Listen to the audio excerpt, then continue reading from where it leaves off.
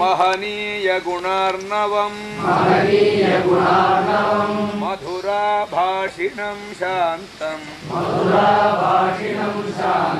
सर्वभूतदयापरम् भक्तवात्सल्यजलधिं परमानन्दविग्रहम् ज्ञानानन्दं प्रपन्नोऽस्मि निर्मलज्ञानसिद्धये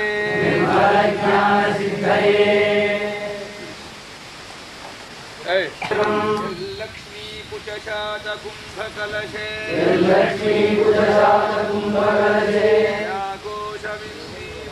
याघोषमिन्दीवरं यज्ञिर्वाणविधानसाधनविदौ सिद्धाज्ञनं योगिनां श्यामलं आविरस्तु हृदये कृष्णाभिधानं महः राधा मनोरमरमावररासलीला नामृगैपणिसं कविराजराजम्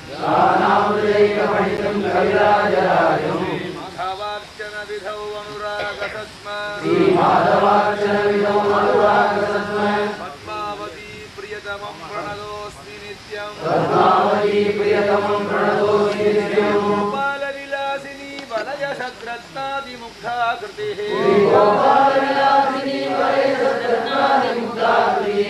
राधापतिपादपद्मभजन आनन्दाब्धिमग्नः अनिशम्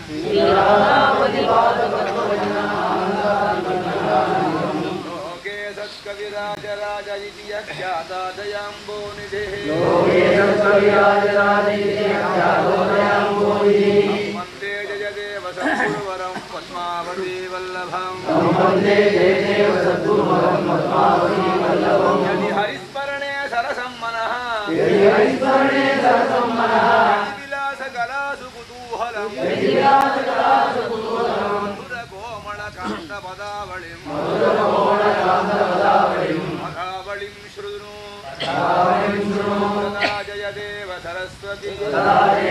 सरस्वती सद्गुरु जयदेव स्वामी जीवन स्मरणम्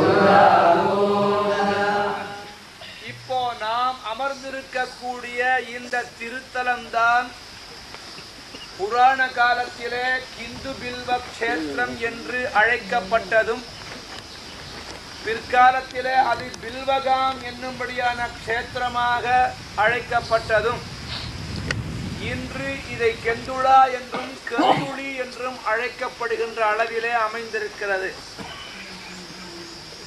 பகவநாம சங்கீர்த்தனத்திற்கு முக்கியமாக வழங்கக்கூடிய மகான்கள் அநேகம். நம்முடைய சத்குரு சுவாமிகள் மருதாநல்லூரிலே திருவவதாரம் எடுத்து இந்த பாரத தேசம் முழுதும் தன்னுடைய திவ்ய சரண தூளிகள் படும்படியாக அமைத்து இப்படி பல திவ்ய தேசங்களை எல்லாம் அவர் சுற்றி வருகிறார். இந்த கிந்து பில்வ க்ஷேத்திரத்திற்கும் வந்திருக்கிறார் என்பதை நாம் அறிகின்றோம். செத்த நன்னா யோஜனை பண்ணி பார்க்கிறோம். 20ஆம் நூற்றாண்டில சகலவிதமான வசதிகளும் நிறைந்த இந்த காலத்திலேயே இந்த க்ஷேத்திரத்துக்கு நமக்கு வரத்துக்கு இவ்வளவு பாடுபடணுமானால் சுமார் 100-150 ஆண்டுகளுக்கு முன்னால சத்குரு சுவாமிகள் எப்படி வந்திருப்பார்னு நினைச்சு பார்க்கிறோம். ஏதோ இப்பவாவது ஒரு ஒத்தையடி பாதை வண்டி பாதையாவது கிடைச்சது. நான் ஆச்சரியப்படுறது என்னன்னா, இந்த க்ஷேத்திரத்தை தேடுறதுக்கு நான் ஒரு 7-8 வருஷம் மெனக்கட்டேன். ஒருத்த அங்கேனா ஒருத்த இங்கேனா ஒரு மாதிரியா போன வருஷம்தான் ஒரு மாதிரியா இடம் கிடைச்சி முக்கா தூரம் வந்து வெள்ளப்பெருக்கினால உள்ள வர முடியாத திரும்பி போனேன். இது தடவை குரு கிருபினால எப்படியோ உள்ள வரும்படியாக ஒரு அனுகிரகம் கிடைச்சது என்போமானால், ஜெயதேவ சுவாமிகள் இதற்கு உள்ள வரத்துக்கு எவ்வளவு சிரமப்பட்டிருப்பார். ஆனா நாம சிரமப்பட்டோம், அவர் சிரமப்பட்டிருக்க மாட்டார். ஏன்னா அவர் குறிக்கோள் வேற, நம்ம குறிக்கோள் வேற. அவருடைய குறிக்கோள் ஜெயதேவர் பிறந்த ஸ்தலம் எங்கே, அதை எப்படியாவது கண்டுபிடிக்கணும். அவர் பண்ண கிருத்திகளை ஆராய்ச்சி பண்ணணும். அதை லோகத்தில் உள்ள மக்கள் பயன்படுத்தும்படியாக அமைக்கணும் என்ன ஆசையோட வந்தார். நம்ம குறிக்கோள் புரோகிராமில் இந்து பில்வ கஷேத்திரம்னு போட்டிருக்கு, அதை பார்த்துட்டு வந்தோம். வர வழியில ஒருத்தர் கேட்டார், என்ன அழகா கேட்டார், சொல்ல மாட்டேன் பேரு, கேட்டவாளுக்கு தெரியுமே. ஜெயதேவரை வந்து ஆறு இவ்வளவு தூரத்துல வந்து பிறக்க சொன்னார். அதுக்கு இந்த பய சொன்னான் பதில், கேளுடா. இவன் சொன்னான் பதில், இவ்வளவு தூரம் உங்களை ஆறு வர சொன்னான்.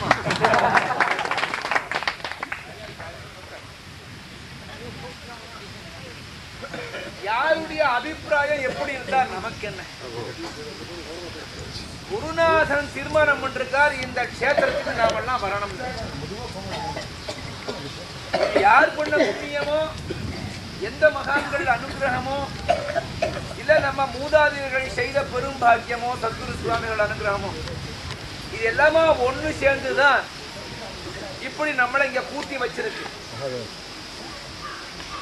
சத்குரு சுவாமிகள் பல திவ்ய தேசங்களை சுற்றி ஆங்காங்கே உள்ள மகனீயர்களுடைய சரித்திரங்களை எல்லாம் ஆராய்ந்து அவர்களால் செய்யப்பட்ட கிருத்திகளை எல்லாம் திரட்டி நாம் புரிந்து கொள்ளுகின்ற அளவுக்கு அதை ஒரு மெட்டமைத்து நமக்கு இந்த சம்பிரதாய பத்ததியை அருளி இருக்கிறார். இந்த சம்பிரதாய பத்ததியும் நாம் சற்று ஆராய்ந்து பார்ப்போமானால் கீத கோவிந்தமாகிய கீத கோவிந்த மகாகாவியமாகிய இந்த அஷ்டபதிக்கு இருக்கிற ஸ்தானம் வேற இருக்குதா தெரியல. இந்த சம்பிரதாய பஜனைக்கு ஜீவனாக விளங்குறது கீத கோவிந்த மகாகாவியம். கீத கோவிந்தம்னா முழு திரட்டு, அஷ்டபதினா ஒரு பாட்டு, அதை ஞாபகம் வச்சுக்கோ. கீத கோவிந்தம்னா அவரால் செய்யப்பட்ட மொத்த தொகுப்பு கீத கோவிந்தம். அதுல ஒன்னு எடுத்துட்டு அஷ்டபதி 8 பதிகங்களை கொண்டது. அப்படி நமக்கு கிடைச்சது 24, 16 தான் கிடைச்சது. பாக்கி 8ம் கிரௌஞ்ச மன்னனால் செய்யப்பட்டது.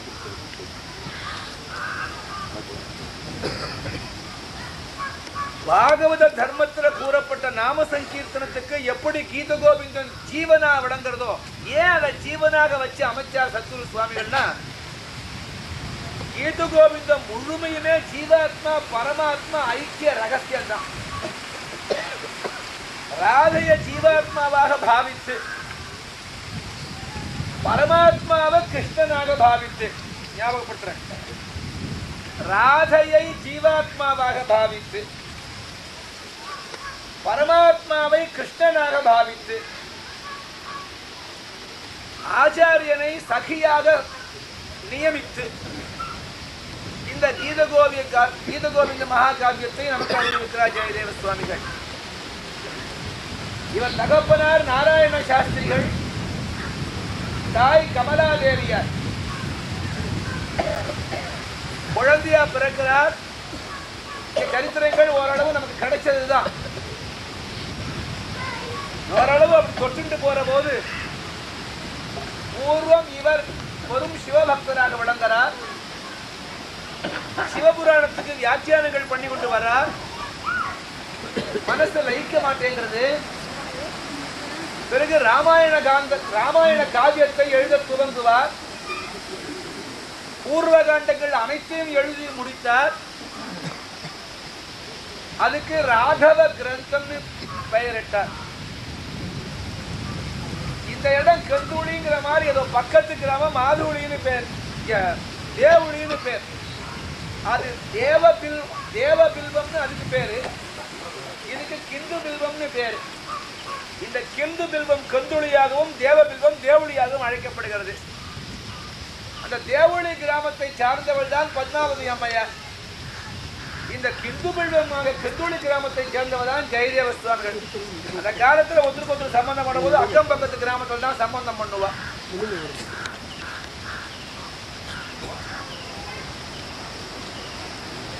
ராகவ கிரந்தம் எழுதி முடிச்ச பிற்பாடு உத்தரகாண்டம் எழுத துவங்குகிறார் ஜெயதேவ சுவாமிகள்.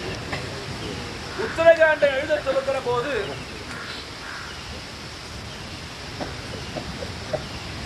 கேவலம் ஒரு வண்ணான் தன் மனைவியை அவன் சொல்லுக்கு கட்டுப்படாமல் ஏதோ வேற கிராமத்துக்கு திருவிழாவுக்கு போனா, சொல்லாமல் போனவளை அடுத்த நாள் வீட்டுக்குள்ளே விடமாட்டேன் என்றான்.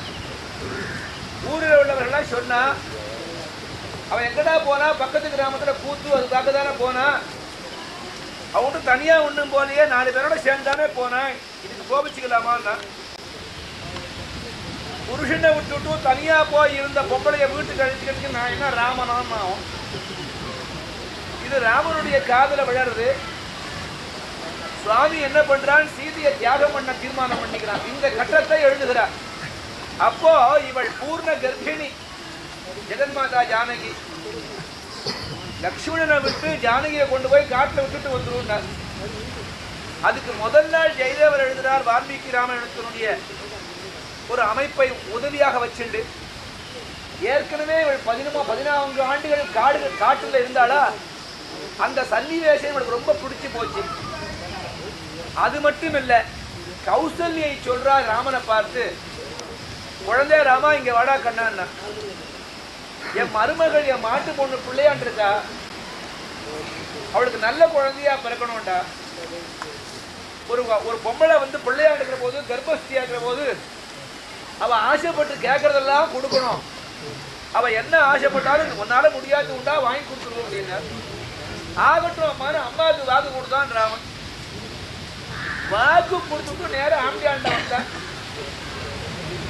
ஜானகி நமக்கு ஏதாவது புரிய ஒரு விருப்பம் வந்தா சொல்லுவோம், அம்மா சொல்றதா நம்ம விருப்பமா இருந்தா வாங்கி தர சொல்லி அசட்டுத்தனமா ஒரு கேள்வி கேட்டாலும் அவள். சுவாமி 14 வருஷம் காட்டு எவ்வளவு காட்டுல இருந்தேன், என்ன இனிமையா இருந்து தெரியுமா, அமைதியா இயற்கை காட்சிகள். இந்த அரண்மனைங்கிற நீங்க தெருவு வாசலுக்கு என்னமோ பண்றது, இன்னொரு தடவை காட்டுக்கு போயிட்டு வந்தா தேவையில்லைன்னா. கர்ப்பஸ்திரி ஆசையை பூர்த்தி பண்ணணும், அம்மாவுக்கு கொடுத்த வார்த்தை நிறைவேறணும், வண்ணா வார்த்தையும் பூர்த்தி பண்ணணும். பகவான் ஒரு காரியம் பண்ணா பல திக்குகள்ல அம்மா போட்டு எல்லாருக்கும் சாதகமா இருக்க மாதிரி தான் பண்ணுவான். பகவத் காரியங்கள் எதுவுமே ஆரம்பத்துல நமக்கு புரியாது, அது அப்படி இருக்குமோ அது இப்படி இருக்குமோன்னு இருக்கும். ஆனா அந்த ரிசல்ட்டை பார்க்கிற போது ஏதோ இத்தனை காரணங்களை வச்சுட்டுதான் பகவான் இவ்வளவு திருவிளையாடல் பண்ணிருக்கான்னு நமக்கு புரிய வருது. அந்த கட்டத்தை எழுதுகிறார் ஜெயதேவ சுவாமிகள். கோபம் வந்துடும். அவதான் கேட்டா ஆசைப்பட்டாலும் ஏதோ காட்டுக்கு போனோம்னு சொன்னா இவன் கூட போயிட்டு ஆயுஷம் வரதா, அம்மா வார்த்தையை கட்டுப்பட்டு போய் ஆயுஷம் வந்துடுறதா, அதை விட்டு ஒரு வண்ணாம்பாய சொன்னாலும் ஒரு வழியா தியாகம் பண்றானே, இவன் ஒரு தெய்வமா. 14 வருஷம் இவன் பின்னாடியே ஓடி போனா. அவள் அரண்மனையில சௌக்கியமா இருந்திருக்கலாம் ஜெகன்மாதா, அவ இல்ல, பின்னாலேயே போனா.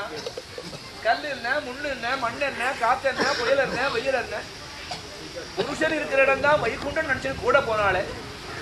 இந்த பையன் ராவணன் தூக்கிட்டு போன போது அவளுக்கு வேற நினைப்பு வந்ததா, சதா சர்வதாக ராமா ராமா ராமா தானே சொல்லிட்டு இருந்தா. அது மட்டுமா, ஆஞ்சநேயன் போய் அசோகவனத்துல இறங்கி, ராயே ஒரே தாண்டா லங்கையை தாண்டி வந்திருக்கேன், இது பெரிய கஷ்டமில்ல, ஏறி இப்படி உட்கார்ந்து அடி, என் தோல்ல பாக்கியம் பெறட்டும், உங்க திருவடி பண்ணட்டும், ஒரே ஜப்பா போயிடுறேன்னா. என் வீட்டுக்காரன் ராமன், என் பர்தா, என் புருஷன், என் சுவாமி அழைச்சிட்டு போனோம், அப்பதாண்டா அவருக்கு பெருமை. ஏதோ ஒரு குரங்கு தூக்கி போச்சுன்னு அப்புறம் அவருக்கு பெருமை குறையப்படாதுன்னா.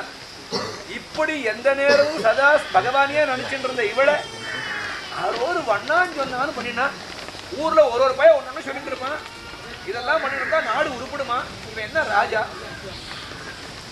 இவன் கதையை இத்தனை நாளா எழுதி தொலைச்சேரின்னு கோபத்துல அத்தனையும் நெருப்புல போட்டு எரிச்சான். அதுல ஒரு 7-8 மிஞ்சி இருந்தது, அதுதான் இந்த ராமாஷ்டபதிகள் அப்படி இப்படி கொஞ்சமா கிடைச்சிருக்கு.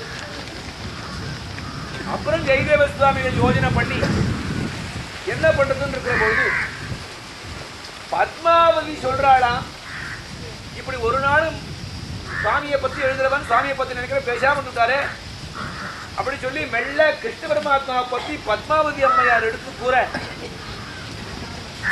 எழுதுங்கோனாலாம்.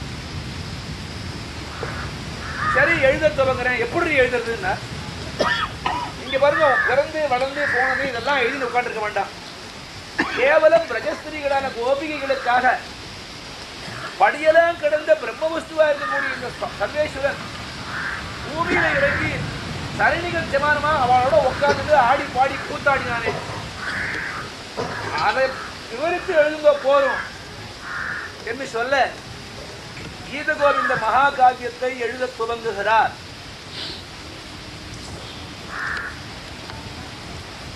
அப்படி எழுத துவங்குகிற காலத்துல இந்த சேத்திரத்துக்கு பக்கத்துல ஒரு சின்ன நதி போறது பார்த்துட்டு தாண்டி வந்தோம்.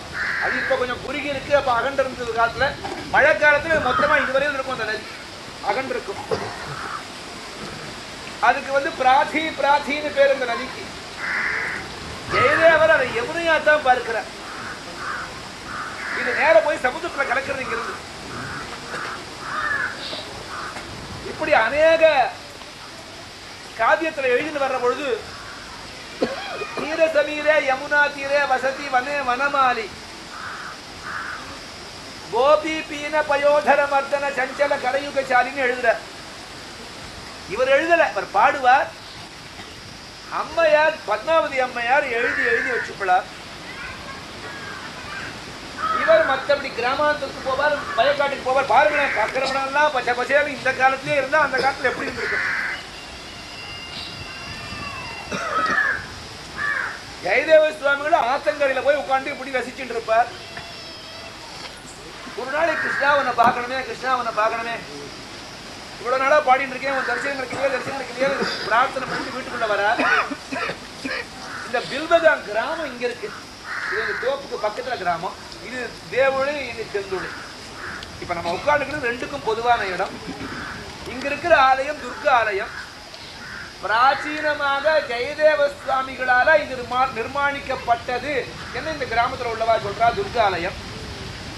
ஆனா புராண வரலாறுகள்ல இவர் துர்கா ஆலயம் அமைச்சதாகவோ ஸ்ரீ கிருஷ்ண ஆலயம் அமைச்சதாகவோ இல்லை. கிருஷ்ண பக்தியைத்தான் தானும் அனுபவிச்சு பிரச்சாரி அனுபவிக்கும் பண்ணார். ஆனால் ஒருவேளை துர்கா ஆலயம் அமைச்சிருக்க வாய்ப்பு இருக்கு. ஏன்னா கிரௌச்ச மன்னன் சிஷ்யனா இருந்ததுனால மன்னன் மூலமாக இந்த மாதிரியான ஆலயங்களை ஆங்காங்கே அவர் பிரதிஷ்டை செய்திருக்கலாம். கிராமத்துக்குள்ள ஒரு லட்சுமி நரசிம்மன் ஆலயம் இருக்கு. இதை விட இன்னும் கீழமா இருக்குது. ஆனால் அது ஆறால கட்டப்பட்டதுன்னு சரித்திர ஆராய்ச்சி மூலமா கிடைக்கல. ஆனா பழைய காலத்துல இருந்துட்டு இருக்கு. ஆனால் இதை பார்த்தா பிராச்சீனமா ஜெயதேவர் காலத்துல கட்டப்பட்டதாக தான் இருக்கு. உள்ள போய் பிம்பத்தை பார்த்தேன். இப்ப அந்த மாதிரி பிம்பத்தை பண்ண முடியாது. அவ்வளவு ஸ்வரூப லட்சணம், ரொம்ப ஸ்வரூபம், அதிஸ்வரூபம் பார்த்துட்டே இருக்கணும். அவ்வளவு இந்த காலத்தை அப்படி பண்ண முடியாது. அப்படி வீட்டை நோக்கி வர்ற பொழுது இவர் ஏற்கனவே எழுதிய கீத கோவிந்தங்களை எல்லாம் அஷ்டபதிகளை எல்லாம் அம்மையார் இவர் இல்லாத பொழுது பாடியும் ஆடியும் அனுபவிப்பாள். கிருஷ்ணானி எங்க இருக்கே, கிருஷ்ணானி எங்க இருக்கேன்னு தேடிட்டு வர்ற பொழுது இந்த அம்மையார் பாடிட்டு இருக்கா வீட்டுக்குள்ள. தீர சமீரே யமுனா தீரே வசதி வனே வனமாலி, வசதி வனே யமுனா தீரே வனமாலி வசதி யமுனா தீரேன்னு பாடினா. ஐயோ யமுன கரையிலையா இருக்கா, சரியா தெரியுமா, இங்க வந்துட்டு திரும்பி ஓடுறாரு ஆத்தங்கரைக்கு. இந்த மாதிரி ராதாபதி பாத பத்ம பஜன ஆனந்த அப்தி மக்னஹா. என்ன அட்ஜெக்டிவ், என்ன அட்ஜெக்டிவ், ஒன்னா ரெண்டா. மக்னஹா, மக்னா என்ன அப்படிங்கிறா பெரியவாழ்லாம். தன்னை மறந்த நிலைமை இல்லை. தன்னை மறந்துட்டா அப்புறம் அவனுக்கு எந்த நினைப்பும் இருக்க. தன் நினைப்பு இருக்கு, மற்ற நினைப்பு இல்லை. அதுதான் மக்னம். சோகம் பாவனைங்கிறார் ஆச்சாரியா. தன் நினைப்பு இருக்கணும், மற்ற நினைப்பு இருக்கக்கூடாது. தான் இன்னார், ஆத்மஸ்வரூபமான பிரம்மஸ்வரூபமான தான் இன்னார் என்று தன்னுடைய அந்த பிரம்மைவாகம் கில சத்குரு கிருப்பையா பிரம்மைவாகம் கிலன்னு பிரம்மேந்திரார் எடுத்து கொடுத்த மாதிரி மக்னா இருக்கார். அதாவது தன்னுடைய நினைப்புல இருக்கார். தன்னுடைய நினைப்புல இருக்கிற போது ஆத்மாதானே ராமங்கிறது வேதம். பகவானே ஆத்மஸ்வரூபமாக உள்ளிருக்கிறதாக விசிஷ்டாத்வைத்தியான இவர் அத்வைத்தத்தை சித்தாந்தம் பண்ணிட்டு இருக்கார் உள்ள. மக்னஹா, எப்பேற்பட்ட மக்னா இருக்கார். ஆனந்தாப்தி மக்னஹ, ஆனந்தம் என்னும்படியான சமுத்திரத்துக்குள்ள மூழ்கியவராக இருக்கார். என்ன ஆனந்தம்? பஜன ஆனந்தாப்தி மக்னஹ, ஈஸ்வரனை பஜிக்க கூடிய எந்த ஒரு ஆனந்தம் இருக்கோ அப்பேற்பட்ட சமுத்திரத்துல மூழ்கி இருக்கார். எந்த ஈஸ்வரன்? ராதாபதி பாத பத்ம பஜன ஆனந்தாப்தி மக்னஹா அமிஷம். கிருஷ்ணன் சொல்லிட்டு போயிருக்கலாம். ஏன் ராதாபதி? ராத மாதிரி ஈஸ்வரனை நேசிக்கக்கூடியவா இன்னும் பிறக்கலையா? ராத மாதிரி சுவாமியை விரும்புறவா இன்னும் பிறக்கலையா?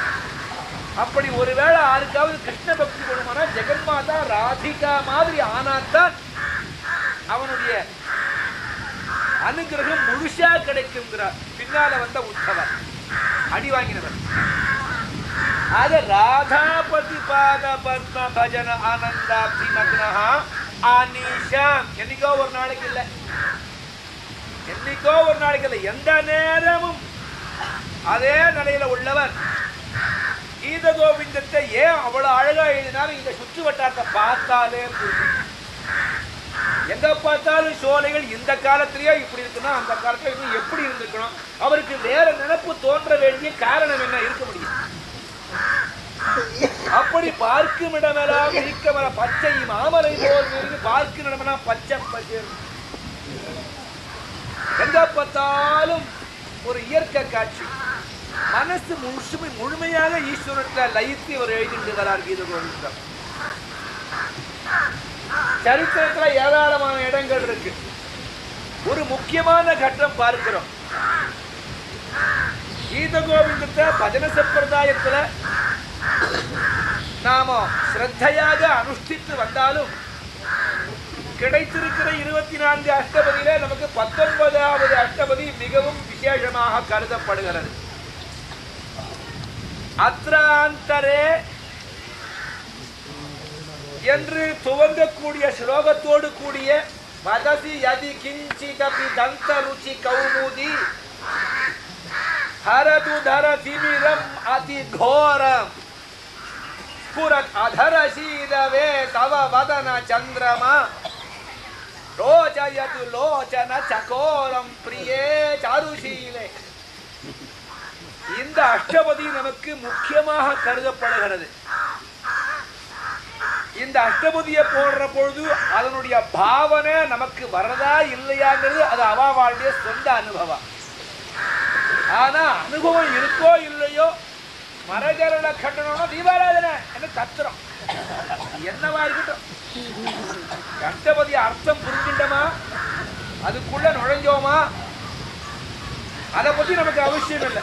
ஏதோ பிராச்சீனமா பெரியவா சொன்ன நாள்ல இருந்து மரகரள கண்டனம் அமசிரசி மண்டனம் தேகி பல்லவம் உதாரம் என்று சொன்ன உடனே தீபாராதனை பண்றோம். என்ன அபிப்பிராயம்னா நாம கேட்டது இது பகவானாலேயே எழுதப்பட்டது. எது? இந்த குறிப்பிட்ட அடிகள் பகவானாலேயே எழுதப்பட்டதுன்னு பாகவதால் அன்னையிலிருந்து இன்னை வரை சொல்லிட்டு இருக்கார்.